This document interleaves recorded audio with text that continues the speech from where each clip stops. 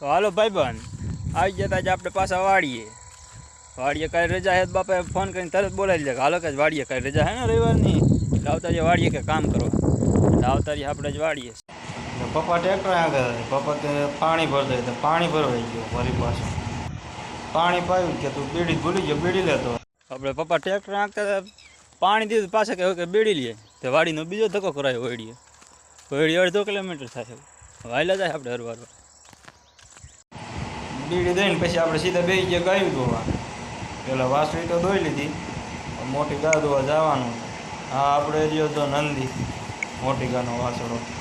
હા આપણી મોટી ગા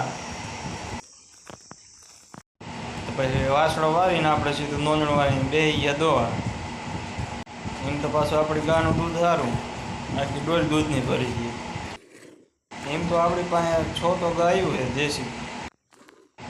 જો ભરી દીધું ને કાઢતું રગડા જેવું દૂધ ડોલી. પછી નીકળી ગયા છે આપણે દૂધ ભરવા. આપણો નાનો ભાઈ નહોતો એટલે આપણે દૂધ ભરવા જવાનું હતું. એમ તો આપણે 2 ગાયનું દૂધ 8 લીટર થાય ચોખ્ખું દૂધ 8 લીટર.